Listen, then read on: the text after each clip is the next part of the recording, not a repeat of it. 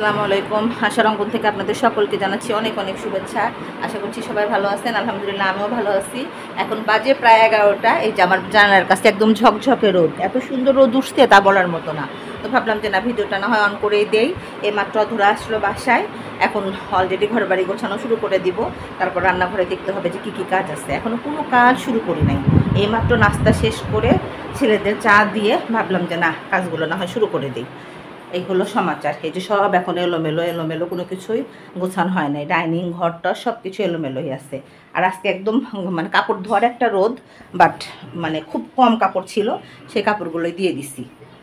এই হলো সকালবেলা সমাচার। যেহেতু নামাজের দিন, ছেলেরা তাড়াতাড়ি মসজিদে চলে যাবে, এসে খাবারও তাড়াতাড়ি যাবে, কাজে সময় খুব কম। যে হাত কান সব খালি করে ফেলছি, কেমন যেন রাত্রে না অ্যালার্জির মতো লাগতেছিল, ভাল লাগতেছিল না এরকম। আজকে রাতে মোটামুটি ঘুম হয়েছে, মাথাটা পাতলা লাগতেছে, খারাপ লাগতেছে না। এই আর আম্মা বলতেছে আসো আজকে বা সারাদিন থেকে যাও। তা আবার যাওয়া আবার আসা, ছেলেদের পরীক্ষাতে বললাম যে না আম্মা এখন আর যাবো না, তুমি না হয় এসে আসলে চলে আসো। এই হলো অবস্থা। আর এই যে বাইরের পরিবেশটা, লোকজন মনে হয় এখনও কম কম কম কম, খুব যে বের হওয়া তা বের হচ্ছে না এরকম। আর ড্রয়িং রুমটা রাতেই গোছায় নিয়েছিলাম। খুব রাতে গোছায় রাখলে হয় কি সুবিধা হয়। এমনিতে তো ড্রয়িং রুম আমার এলোমেলো কম হয়, কারণ ছেলেরা জানে যে আম্মু পছন্দ করে না ড্রয়িং রুম এলোমেলো করা। এই কারণে ওরা খুব যে একটা এলোমেলো করা তা করে না। এর জন্য দেখা যায় যে মানে একদম গোছানোই আছে, কোনো কিছু তেমন কিছু করতে হবে না, জাস্ট হালকা পাতলা একটু হাত দিলেই হবে। তো যাক, সব কাজ শুরু করে দেই। তারপরে চলে আসলাম বেডরুমটা গোছাতে।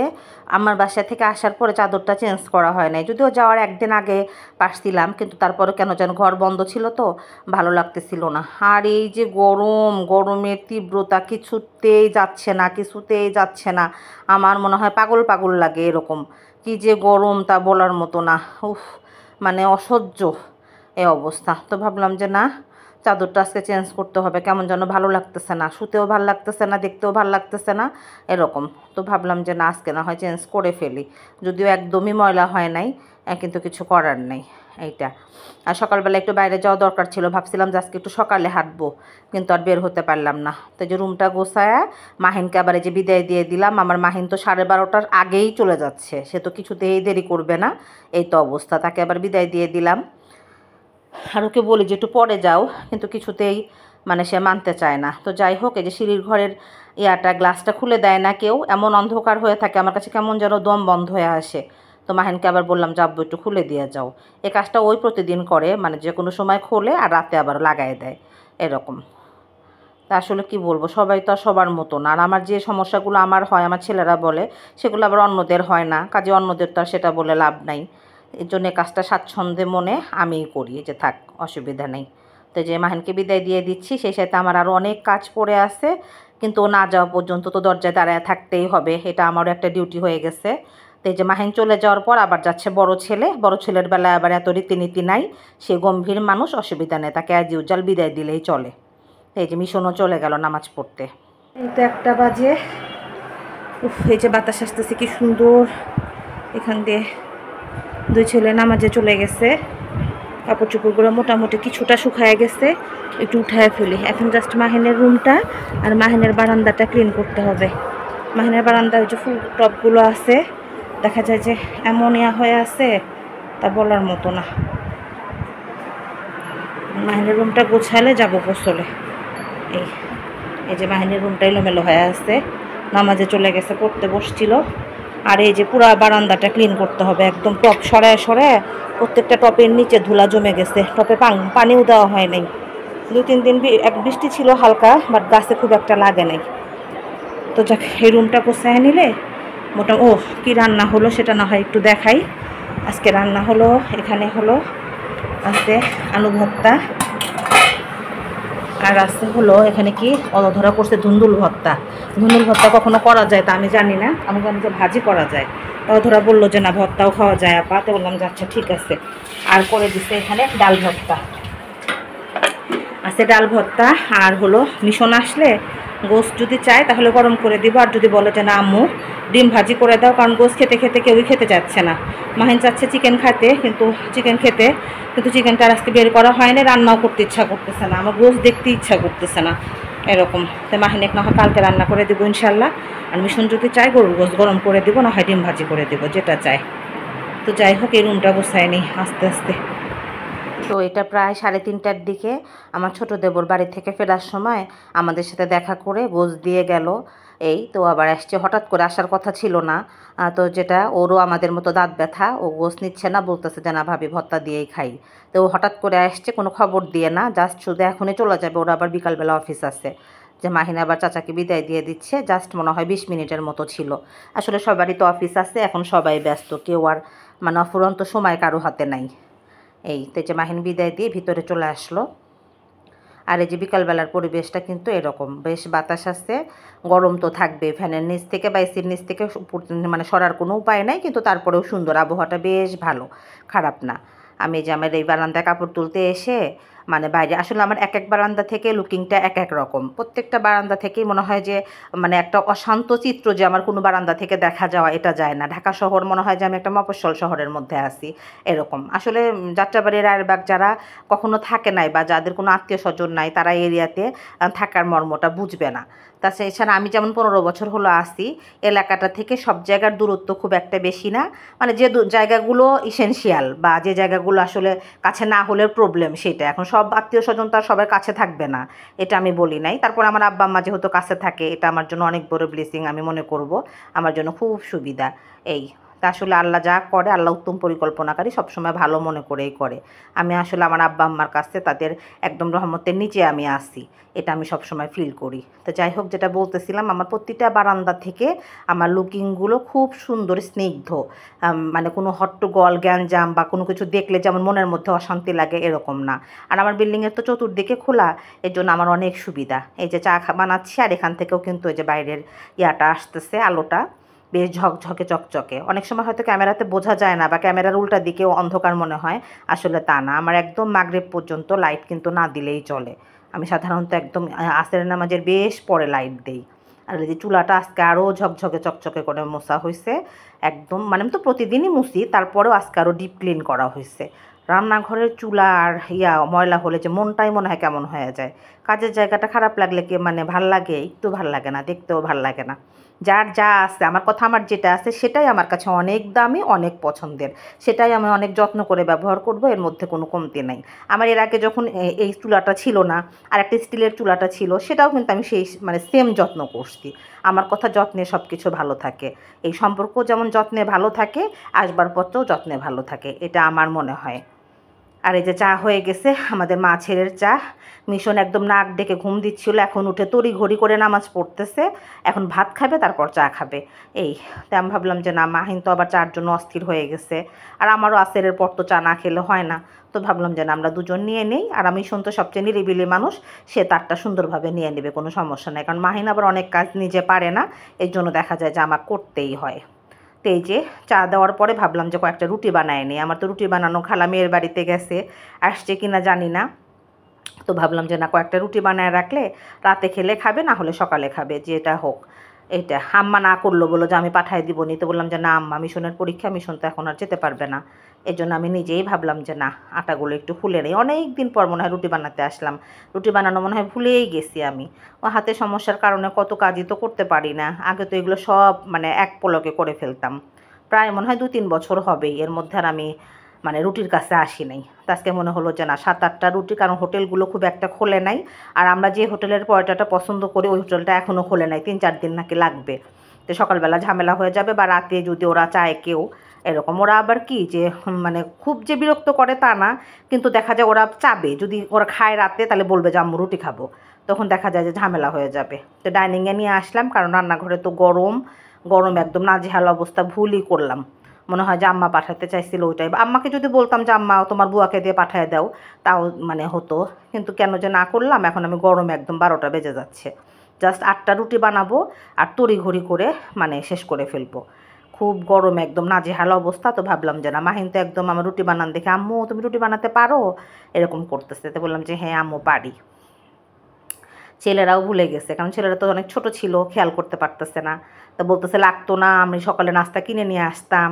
ওরা কিন্তু মানে কোনো কিছু আনকমন দেখলে বেশ খানিকটা সেটা নিয়ে মানে কথা বলে। অনেক ছেলেরা আছে যে মানে সেটা দেখা যায় চোখের আড়াল করে ফেলে বা কিছু বলে না, বোঝে না, বিশেষ করে ছোটটা আবার বারবার বলতেছে। এই যে অনেক দিন পরে তারপরে মনে হয় খারাপ হচ্ছে না, রুটি তো ঘুরতেছে দেখতেছি ঠিকই, এই অনেক দিন পরে 3-4 বছর তো হবেই।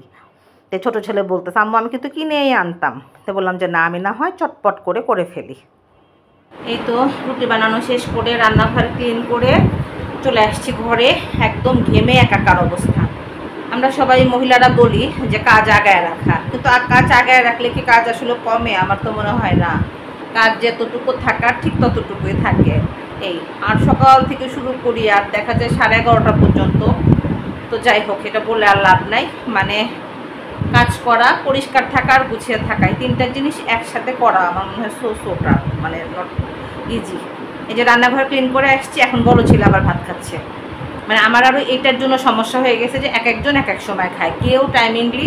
আর আমি সাধারণত ছুটির সময় চিল্লি করে একসাথে খেয়ে কি লাভ? স্কুল খুললে তো আবার যে লাউ সেই কত, কারণ মাহিনের ছুটি হয় এক সময়, মিশনের ছুটি হয় আরেক সময়, এরকম দুজনেরই ছুটি কোনো পারফেক্ট টাইমে না, এলোমেলো টাইমে। তো দেখা যায় খাবারটা, দুপুরের খাবারটা এলোমেলো হয়েই যায় যতই করি না কেন, এরকম। তো যাই হোক, যেটা বললাম যে এখন আবার বড় ছেলে খাবে, রান্নাঘর একটু ওরা চেষ্টা করে, মানে আমি যেভাবে পছন্দ করি, যেটা যেভাবে রাখি ওরাও ট্রাই করে সেটা সেভাবে রাখার।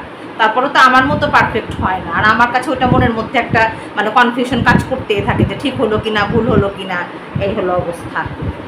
তো এই হলো আমরা মানে মেয়েদের অবস্থা হলো এরকম যে যত কাজই করি কাজের আর শেষ হবে না, একটার পর একটা ঠিকই লেগে থাকবে। সন্ধ্যার পর আবার হাঁটতে বের হব, তারপরে যাব আরও 2-3টা কাজ আছে সেটা শেষ করতে হবে।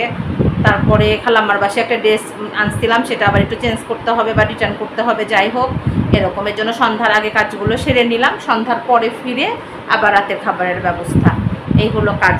আসলে চাকরিজীবী মহিলা যারা আছে তাদেরকে যে মানে কি পরিমাণ মানে স্মরণ করি আর মানে প্রশংসা করি আমি, যে তারা কিভাবে সব ম্যানেজ করে আল্লাহ জানে। এরকম আর হেল্পিং হ্যান্ড থাকলেই কি, হেল্পিং হ্যান্ড থাকলে অনেকে আছে যে ওই কাজের উপরে মানে বসে থাকে আর আর মানে চিন্তা করে না যে না করে গেছে হয়ে গেছে, কিন্তু আমরা তো আর তা না, একটার পর একটা করতেই থাকি, দেখা যায় যে রিল্যাক্সের আর কোনো জায়গা পাই না। এই হলো সমাচার।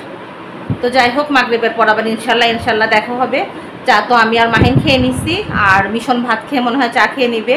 ও শরীরটা বেশি ভালো না, বারবার দেখি যে মানে ঝিমা ঘুমাচ্ছে, এর জন্য আর ডাক দেই নেই যে না, ঘুমেরও তো একটু দরকার আছে, আর আম্মার বাসায় গেলে তো একটু অনিয়ম হয়, এই কারণে। তো বড় ছেলে ভাত খেয়ে চা খেয়ে নিবে, রাতে মনে হয় আর কিছু সচেতনভাবে খাবে না আমার মনে হচ্ছে, যেহেতু অনেক লেটে খেয়ে ফেললো, 6:45 বাজে। রাতে শুধু আমি আর মাহিনী। এই আর সন্ধ্যার পর হাঁটতে যেতে হবে, অলরেডি ওজন বেড়ে গেছে, মানে সব কিছু মিলিয়ে একদম টাইমিংয়ের মধ্যে আসতে হবে, আর উপায় নেই। তো আবার দেখা হবে সন্ধ্যার পর। এই যে সন্ধ্যার পরে নামাজ কোরআন শরীফ পড়ে চলে গেলাম একটু বাসার নিচে, টুকিটাকি যে জিনিসগুলো আনতে হবে সেগুলো নিয়ে আসবো, আর একটু কাজ আছে, খুব বেশি না, সেটা সেরে একটু হেঁটে বাসায় চলে আসবো। যেটা বলছিলাম যে সন্ধ্যার পরে দেখা যায় একবার না বের হলে মানে অনেক সমস্যা হয়ে যায়, দেখা যায় সকালবেলা আবার বের হতেই হয়। এই জন্য চলে আসলাম যে না, আর আমি তো খুব রুটিন মাফিক চলি, আমার কিন্তু এই রুটিনটা মানে আজ নতুন না, প্রায় 5-7 বছর হলো এভাবেই চলতেছে।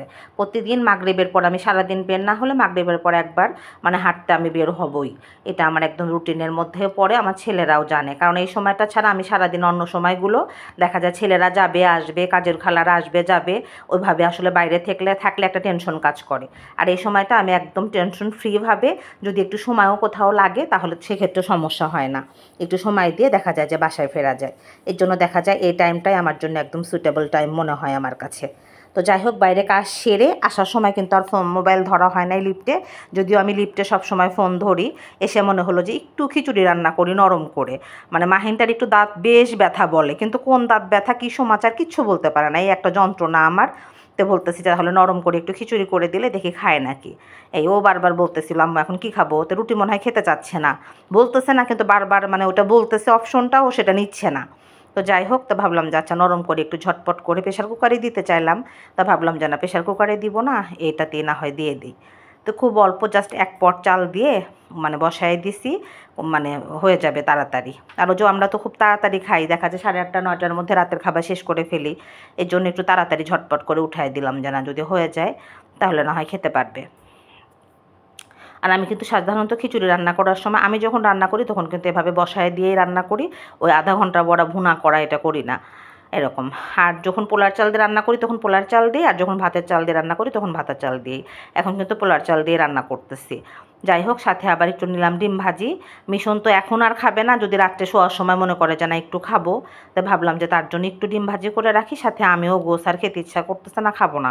যদিও আমি খিচুড়ির সাথে বাসায় যে রান্নাটা ছিল গরুর গোসটা সেটা অলরেডি মিক্স করে ফেলছি, যাতে মাহিনের সুবিধা হয়। মা তো কত রকমভাবেই চিন্তা করি।